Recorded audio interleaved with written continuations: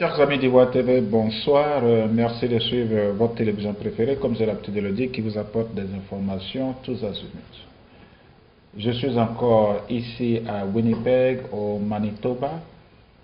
L'opportunité m'est offerte de rencontrer des responsables de services, des responsables d'institutions. C'est un honneur pour moi d'avoir aujourd'hui Emmanuelle Rigaud, elle est la directrice d'une maison d'édition qui est les éditions du Blé. Mademoiselle Emmanuelle Rigaud, bonjour. Bonjour. Voilà. Merci d'avoir accepté notre invitation de discuter avec toi de la maison, les éditions du Blé. Oui. Alors, est-ce que succinctement, tu peux nous présenter la maison? Oui, c'est quoi les éditions du Blé? Donc les éditions du Blé, c'est une maison qui a été créée il y a 42 ans maintenant. C'était les auteurs francophones qui vivaient au Manitoba et un peu à l'extérieur, qui ressentaient le besoin de se faire entendre. Le problème c'est qu'ils n'étaient pas entendus au Québec, puisque c'était les référents francophones, on va dire, de l'époque. Leurs manuscrits n'étaient pas forcément acceptés, et ils se sont dit qu'ils devaient créer leur propre littérature, et donc la maison d'édition pour les publier. Donc c'est vraiment un beau message au départ de création, cette maison d'édition-là. Alors comment est-ce que vous vivez, comment est-ce que vous survivez, de quels moyens disposez-vous pour continuer les œuvres de la maison, les éditions du Blé? Parce que tout à l'heure au micro, vous me disiez que ça fait 42 ans que la maison existe. Alors, de quoi disposez-vous pour arriver aujourd'hui à 42 ans et pourquoi pas arriver à 50 ans demain? Ah bah c'est tout ce qu'on souhaite, arriver à 50 ans. Je pense que la première chose qui fait que la maison fonctionne bien, c'est la bonne volonté de beaucoup de bénévoles, d'auteurs qui vont donner des coups de main, qui vont être présents, qui vont aider à faire fonctionner cette maison. Et ça aide énormément, clairement. Ensuite, le mandat de la maison est de publier des auteurs qui vivent dans l'Ouest canadien, donc beaucoup dans les plaines. Et de fait, il nous faut des manuscrits pour fonctionner. Donc on appelle régulièrement le monde à venir nous envoyer de belles histoires pour les publier. Et sinon, on fonctionne aussi grâce au subventionnement de l'État, bien entendu. Conseil des arts du Canada, du Manitoba. Sans eux, on pourrait pas exister. Les ventes ne suffiraient pas à être suffisantes pour vivre. Et c'est un organisme à but non lucratif, vous disiez? Exactement, c'est bien ça. Alors, parmi les 270 livres que vous avez traités jusqu'au jour d'aujourd'hui, quels sont les thèmes qui ressortent le plus? Quel est le dénominateur commun ici des thèmes que vous avez traités jusque-là? Alors, il y en a, mais ce que je vais dire, c'est qu'il y a beaucoup de diversité. On peut avoir des sujets très différents. C'est du fait qu'on publie des personnes qui vivent sur le même territoire, aussi large soit-il, nous amène quand même des histoires très différentes les unes des autres. S'il y a des thèmes que je pourrais trouver, ce serait peut-être justement sur plus linguistique, peut-être sur la langue, le travail de la langue, dans les pièces de théâtre par exemple, de façon très différente. Certains vont utiliser le bilinguisme par exemple, on va beaucoup avoir de mots anglais dans nos conversations et autres. Donc ça c'est quelque chose qui revient assez couramment, qui est même une revendication chez certains auteurs. C'est comme revendiquer sa langue et sa façon d'être et sa façon de parler quelque part, qui est différente du coup d'un français d'ailleurs. Vous avez une particularité qui m'a beaucoup plus impressionné, c'est que vous avez aussi édité un livre de Daouda Dambélé, oui, qui parle de Nelson Mandela, Rolly c'est ça?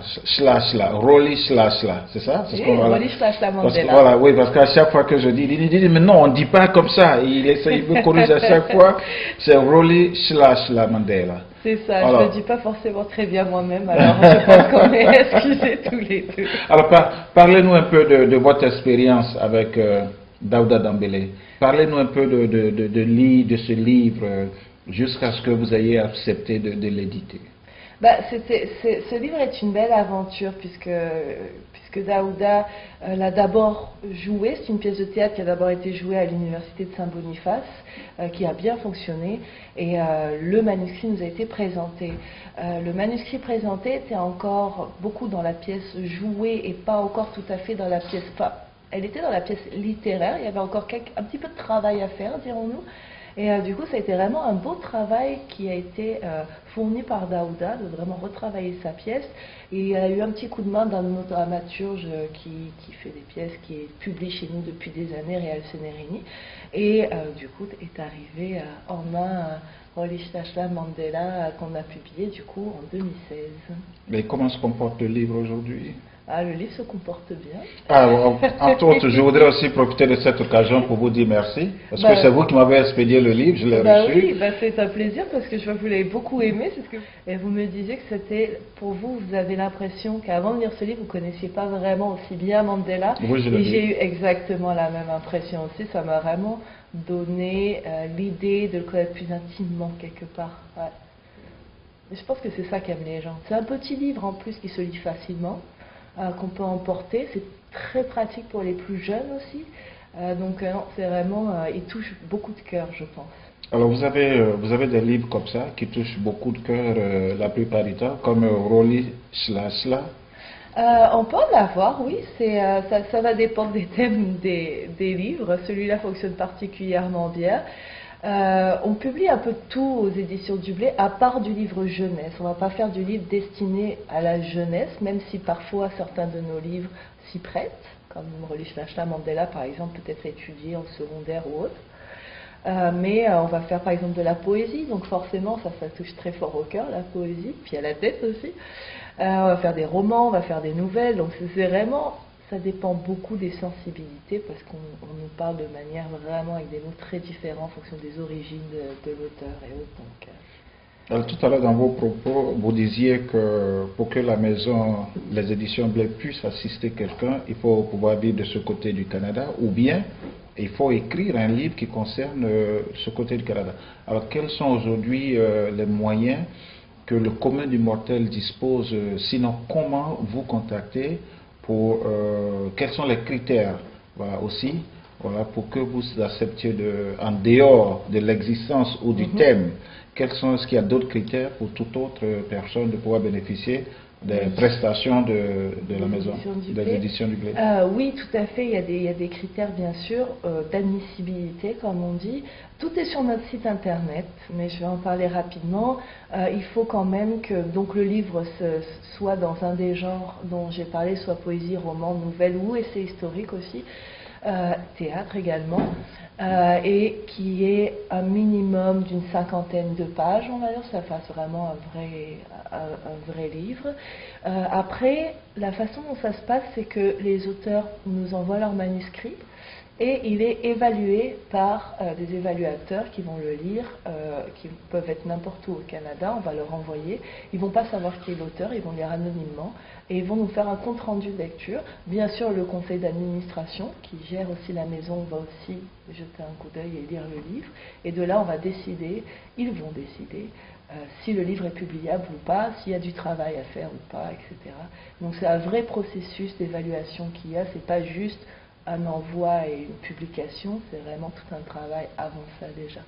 Alors quel est le temps, quelle est la fourchette de temps, selon votre expérience, quelle est la fourchette de temps pour pouvoir faire paraître un livre, le mettre sur le marché public?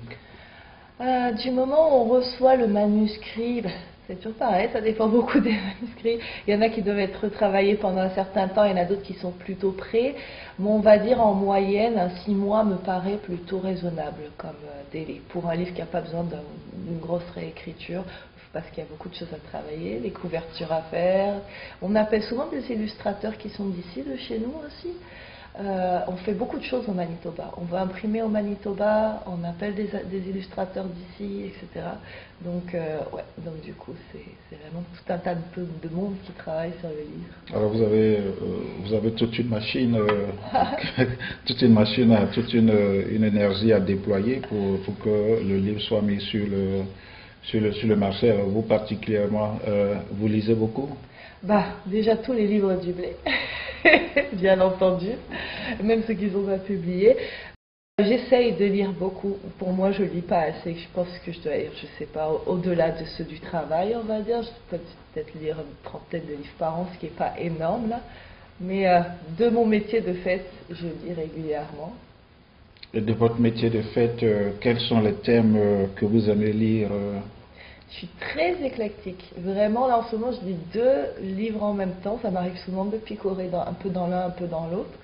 Donc là, je lis un livre sur l'histoire de la francophonie canadienne et comment est-ce qu'elle s'est construite et s'est développée. C'est un livre de Laurent Poliquin, qui est paru chez Prise de Parole. C'est un collègue éditeur de l'Ontario français.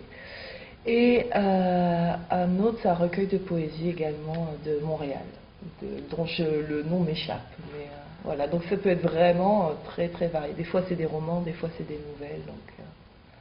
Alors, est-ce que les éditions Blé aujourd'hui ont des relations d'échange avec d'autres maisons de la place, aussi bien ici au Manitoba qu'au Canada, à l'extérieur du Canada? Est-ce que vous entretenez des relations avec d'autres maisons d'édition? Alors oui, tout à fait. On fait partie d'un regroupement d'éditeurs. Ça s'appelle le regroupement des éditeurs canadiens français et ça réunit une quinzaine d'éditeurs qui vivent en dehors du Québec, donc tous en situation de francophonie minoritaire, donc en Ontario français, en Acadie, au Manitoba et au Saskatchewan également. Donc on est une quinzaine, on se soutient, on va dire, dans ce regroupement.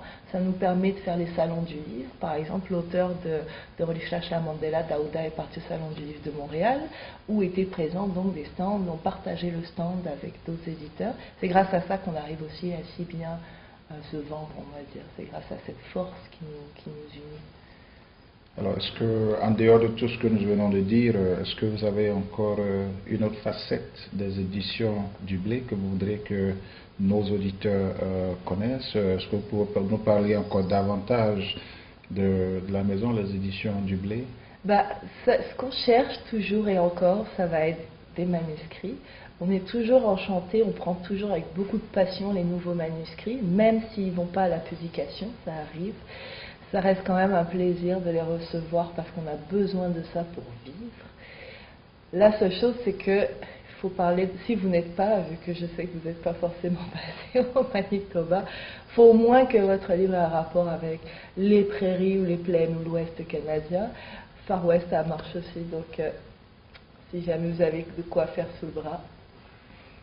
Et comme je n'ai pas eu la chance de faire les prairies, donc apparemment peut-être la prochaine fois quand je vais revenir, je ferai beaucoup plus Winnipeg en long et en large, et puis partager mon expérience dans un livre. Oui. Je peux avoir la chance d'être édité. Exactement, ça ce serait parfait. J'attends votre manuscrit.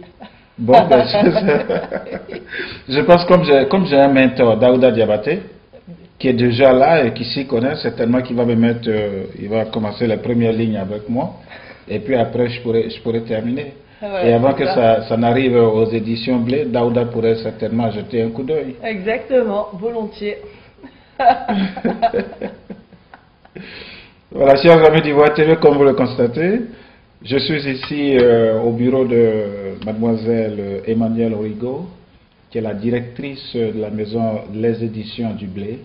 Et comme elle a dit, à leur actif, ils ont près de 270 livres qui se comportent très bien sur le marché international, dont celui de Daouda Dambélé, Rolihlahla Mandela. Je pense que je vais y arriver, hein. Je pense que maintenant je commence à y arriver. Donc je voudrais vraiment vous dire merci. Un dernier mot pour Claude? C'était un plaisir. Merci beaucoup. Voilà, le plaisir est partagé et puis pourquoi pas, attendez-vous à mon livre, ça veut dire qu'il faut que je parcours Manitoba en long et en large pour écrire un livre et espérer avoir ce livre édité par les éditions du Blé. Pourquoi pas, ça peut être un best-seller. On prend rendez-vous aussi, hein. Voilà. Vous l'avez découvert ici. Que vous avez découvert Ivoire TV. Ivoire TV.